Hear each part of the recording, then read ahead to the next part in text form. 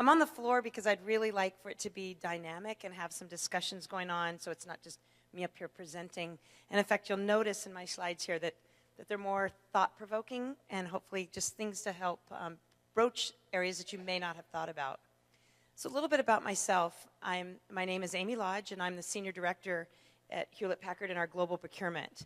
And in our organization, Global Procurement is responsible for almost all of our indirect spend. We actually manage and touch over 95% of all of the spend that HP manages, which for indirect spend is close to, or a little bit over $30 billion across the multiple categories. So we're large in scope in our spend, and we're particularly global. We've gone from country to regional to a global model, and if anybody's interested in kind of knowing about that, or if you have those challenges, I'd be happy to talk to you about those as you migrate your business from one model to the other, because there's certainly a lot of change that happens when we try to deploy those different models. About a year ago, we looked at what we did in global procurement, and with our benchmark returns and some good feedback that we'd received, not only from internal recognition, but external recognition, that would be from some Hackett benchmarking, as well as procurement leaders and some other things that we've done, is we were really recognized for being able to move our organization from a tactical procurement organization to a more strategic partnership. And when I talk about that, it's really like I think all of us are challenged to do, about how do you move your resources to doing more strategic things, how do you extract more value from them. And so in doing so, what we did is we launched upon a new organization called Procurement as a Service.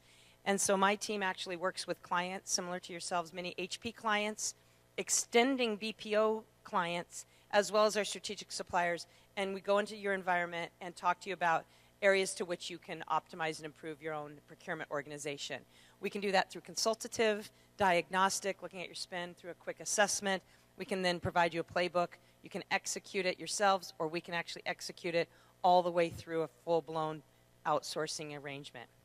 So that's just a little bit about our organization today, but I'd like to kind of move forward with around this topic. I think this is a really interesting slide that I want to draw your attention to. So the foundation elements, as you think about your organization today, do you have a strategic focus on innovation through supplier partnerships? If you do, you're one of those 14%. As you can see, not many people do, and we've been talking about it just in the last breakout session, right? So think about what that means. And then what about having procurement integral to their growth agenda? Not very many people do. And does anybody in this room have that today? Great. And who are you with? Okay, terrific. So has that been something that you guys have been doing for a while? Okay.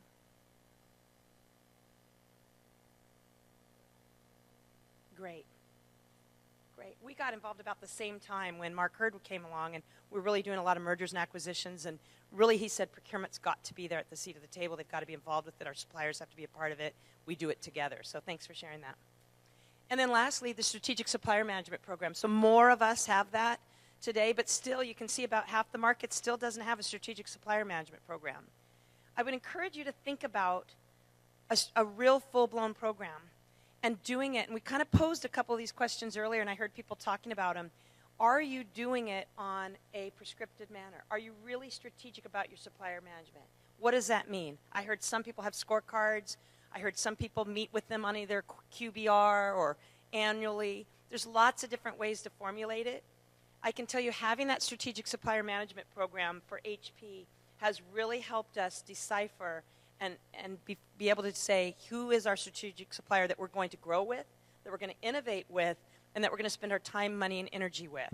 The other part of that is, if you think back to your procurement organization, it allows your team to focus on the strategic suppliers. And then you can outsource your lower-tiered supplier management of it, okay? Meaning somewhere in your organization you can do your resource allocation that way, et cetera. So I'd like for you guys to kind of think about these questions here. Is procurement enabling your business strategy? Are you realizing full value? Now, when I like to ask my business partners that, the first answer that comes back is, well, how do you define full value? And at least I'm getting them to talk about it, because I say, how do you define full value? Because as a procurement person, we can define value in a certain way, right? Cost savings, cost realization, cost avoidance. But how's the business partner doing it? And how are you enabling them to do it? In doing this, it allows you to truly partner and understand what their business needs are, and then you're providing back that value back to your client or business partner. And then lastly, are you driving innovation? Are there any other questions that come to mind when you think about your relationship with procurement with either your business or your suppliers that you might want to ask?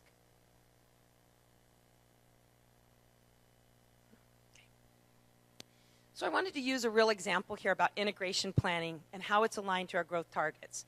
And I tied this into mergers, acquisitions, and divestitures.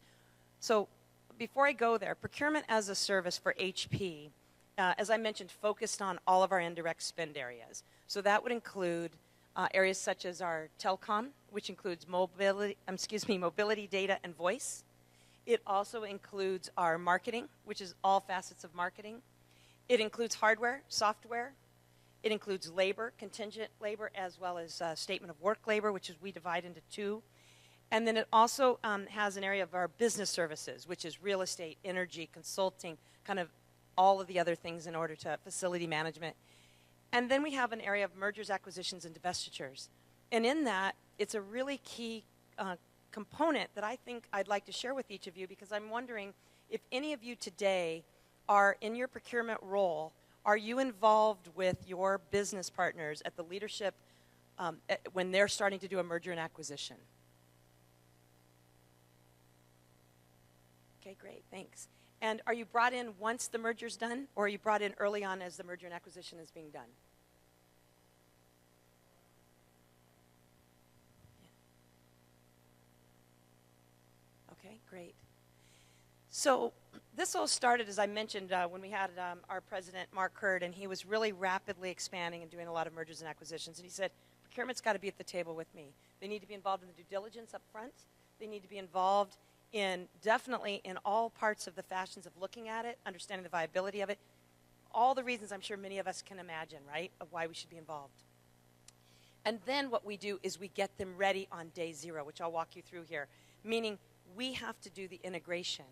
And I think in talking to many clients, one of the things I'm finding is lots of people have a team that comes in and talks to them about how to do it, but when the work needs to get done, they're left having to do it, and they don't know how to do it. Many integrations and mergers don't work.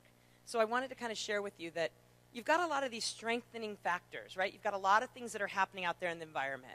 You've got a lot of corporate cash. You've got some capital, low interest rates. We all know that, right? And some private equity commitments. Plus, you've got these challenges, right? Pressure on those private equity funds to spend that capital. Increased appetite on foreign buyers and fuel demand. So all of those types of things are really combining together to say your environment may be rich for mergers, acquisitions, and or divestitures. So the procurement involvement really drives success. And if you look at this, businesses must prepare for the due diligence. Only 14% of corporations have a high level of procurement involvement in their merger and acquisition activity, okay, in the integration. So up here we have none at 41%, in case you can't read these, low 31%, and that's a level of involvement, high at 14 and moderate at 14. Pretty low when you think about how is somebody going to get onto that system and all of a sudden buy? How are they going to get onto your buying system? How are they going to get on and do their expenses? How's that new employee going to buy travel? So we learned today, actually I was speaking with one of the leaders here today, and she mentioned that she found out when a large purchase order came across her desk today that they had just bought somebody of huge magnitude. And I'm sure some of you have been in that position. It's a tough position now. All of a sudden, you have to go figure out what contracts does that new company have? How do I exit them out of there? Are we going to use our buying system or their buying system? You know, what cars are we going to use? What kind of travel are we going to use? All those different types of things. What about their whole supplier base? Particularly if it's a large company, right? So these are just things that I want you to kind of think about when only 1 in 5 acquisitions really achieve their full opportunity. So as we think about this, and you think, does your procurement today involved in mergers, acquisitions, and divestitures? I asked, we had one person out of this whole group in here today, right? Do you have an optimal third-party and OpEx leverage in your mergers and acquisitions? And have you planned and implemented pre- and post-integration? So if these are things you haven't thought about, and if you think back to the topic today is procurement outsourcing. So maybe this isn't something that your organization is positioned to do today. Maybe this is a strength that your team, you don't have the resources for or the time to spend. You can think about, I need help with this. You can bring in a team of experts. It's a different way of thinking about how your procurement outsourcing can provide additional value. Okay? So earlier today, we had a subject conversation.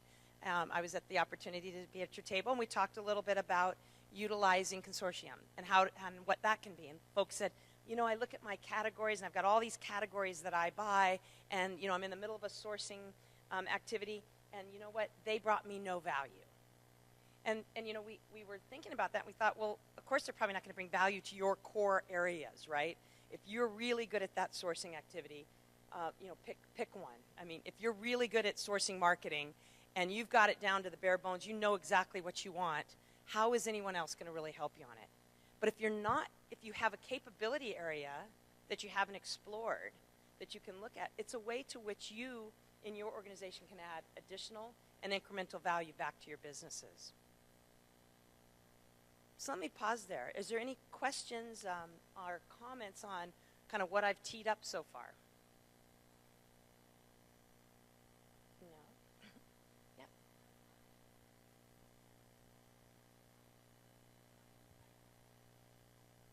Okay. Great. I was just going to say a huge difference of going through the acquisition process and integration process with procurement support on the front end versus just the tail end. Because really when you're on the tail end, you're just really, you know, you're reacting, completely reacting. And usually you're reacting upon the next renewal, which is, you know, sometimes a year later. So, yeah. Thanks. So another thing to think about there is we've heard some topics on big data.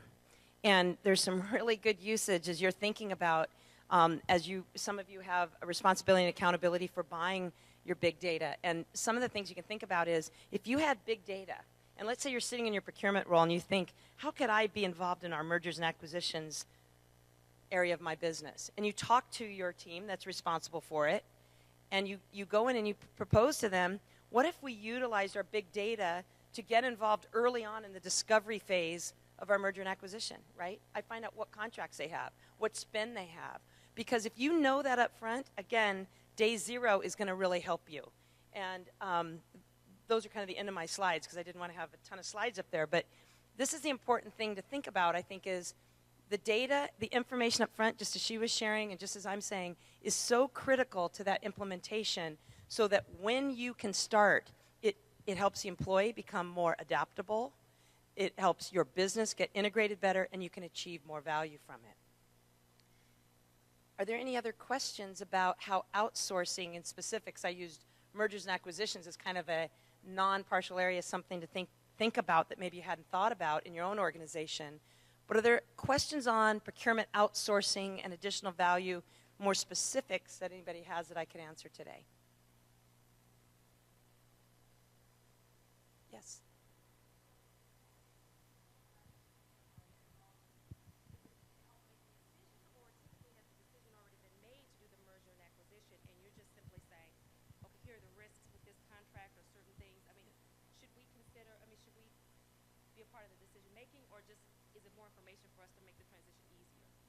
Great question. So in case everybody didn't hear it, is when are they bringing you in, right? Do they bring you in when they're making that decision? So typically we are brought into the decision-making team, okay? We get a vote, and we are also providing the data, though. Most importantly, we're doing the due diligence. We're getting them the information that they need. And then we would make a recommendation based on our procurement expertise, which is risk, right? A lot of risk there, right? And so you have to assess that fit, cultural fit, business need. But if they're bringing you in, truthfully, they know that they're ready to make it. There's a gap in our business that we need to fill. And is it just the question is that the right partner? And then once that is we can really go through and look at because we're in that non-disclosure early on, you really can get in and look at, does their business really look like what it looks like on the covers, right? Because from the sales side, it might be all great, their executives are all aligned, but underneath, what's the risk, what's their debt, et cetera? Okay? Yeah. Another question? I think there was one up here, yeah.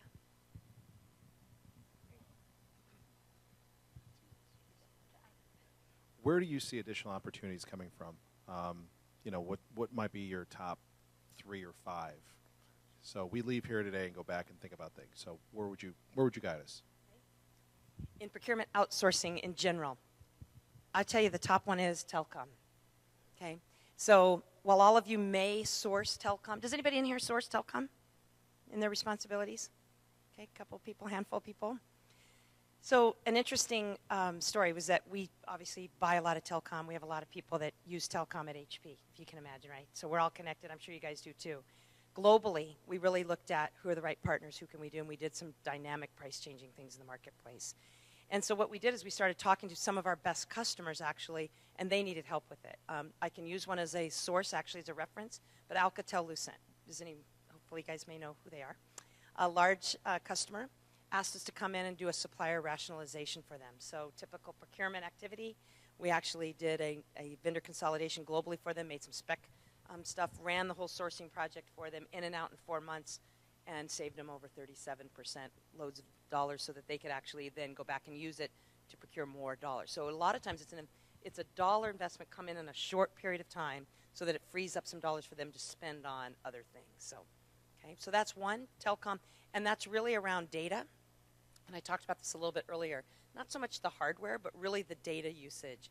And I think many of our business partners today are really honed in on focusing on how can they get more from their data usage, right? So if every one of your employees who travels has a data card, but then they're going to a hotel, and your travel team's negotiated a free Wi-Fi rate at the hotel, why do they really need a data card? Okay, so just a little nugget of something to think about there. And by the way, we got rid of most of our data cards, okay?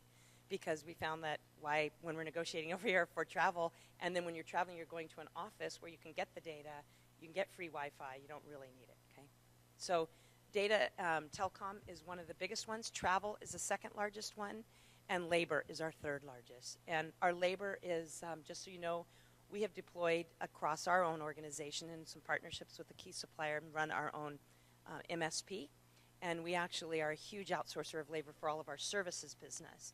And so inside, what we've had to do is really drive compliance to that so that we get the right people at the right time with the right skills for any job. So not just my own labor inside of HP, but when I'm having to go to do services labor for a client, I've got to make sure they represent in the best way. So because of our sure spend and the what we've put in from our guidelines and rules, that's something we've been really able to help a lot of clients with. Thanks for the question. Yeah. Okay. Any other questions or comments? Is anybody today outsourcing their procurement organization in any fashion, either BPO or strategic? Oh, I know you guys are. And actually, HP provides some of that for you, right? So, yeah. Mm-hmm. On the IT side, yeah. Okay. Right now we have an operational side, to operational and tactical, which is one company, and then we have a second company that does our sourcing. So we have a minimal staff internally that manages that process, and then we find that when the outsourcers don't want to work on an assignment, a project where, they get paid in line with how much cost savings they can deliver, and so if they don't think that they can deliver large cost savings, if they think that the business has already, engaged with the supplier or negotiated to some degree, they won't work on it. So then that brings it to people like me who work on it, and then a lot of times I'll get cost savings. So. Good. I like it. Who else is outsourcing part of their procurement? Okay. Would you mind talking about in what areas? Yeah, thanks. So, in the procurement organization, we have back office with emphasis in India, supporting the back office procurement function. So the POPR kind of support. That's it. So typical BPO, right? Back office, F&A, HR, that's a big part of mature outsourced. I'm sure most of you are familiar with it. It has been primarily in the F&A area. Gartner shows us and others that The real growth area in that is going to be getting into different areas. So beyond the financial section, the thin section we like to call it, into more like HR. So some of them do their HR work today, right? But in addition to that, the other two big trends coming forward in looking at procurement outsourcing are the second part, which we would call the analytics side. So there's a lot of interest on how can I get my analytics portion outsourced. So if you hear this kind of thing, because again, you think about what do you have your people doing, and if they're pulling analytics, is that really where you need them to be working, right? Or is that a portion of my work that I could outsource to have that data pulled out, okay? The further up the trend would be the strategic procurement. And honestly, that's where our team lies. But it's the strategic procurement might be on things such as how do I align organizationally, really helping you sit down as a trusted advisor, as a partner, as I mentioned, the consultative side. But it could also be the strategic sourcing. And when you think about the strategic sourcing side of it, again, it's do you have today an e-sourcing platform? And if you do, what platform are you using? Are you optimizing it the most? If you don't, maybe you don't have the capital to do it today. You can invest in a project, do some gain shares, lots of different pricing models there, and you can then pay as you drink. So someone can say, you know what, can you just go source this for me? And by the way, if you save more than what you think you're going to save, great, let's split it and we move on and go. It's a lot smaller investment of people, resources, and platform than having to ante it up, figure it out, and dedicate and train. So the trends are really showing that more and more folks are looking for that collaboration and help, not as a threat to the CPO organization, but as a way to extend their reach and extend their scope. Okay? Yes. Yes. Yeah. Thanks. So the question is about our 95% spend, and actually it's been around a lot of compliance, right? It's been around extracting the data and seeing where we have the loopholes. First of all, setting in a couple of phases, getting your approved suppliers in place, managing the buy through there, and then managing that. The other is really having our procurement organization positioned for success. And I mean that because we've been moved around. I don't know if some of you have done this or experienced it, but we've been in operations, and we've been in finance, and we've been in IT. And truthfully, it's getting the leader to know what you do and extract the value more than just cost savings, okay? So essentially what we've been able to do is say, what is it the business needs, and what do they need to report? Well, in order to do that, we need to be able to control that spend. So we have to, we have to stop the rigor around and put in place the rigor of where the purchases go, and then be able to expose when they're out of compliance, right? And have the executive and leadership support, honestly, behind it to support you on it. So the rogue buying doesn't help. And when you can stop it, see it, and get the support for it is really when we've been able to do that. The other is, we certainly have PO processes in place where they don't get approved. So that's kind of the harsh reality of it. But, you buy from somebody outside of it, and then they have to explain why that one approved supplier, that they could have used at such a rate wasn't working. So data's king, right? Okay. Any other comments anyone would like to share? Okay, well, with that, I'll end a couple minutes early, and I really appreciate your time, and thank you for your attention.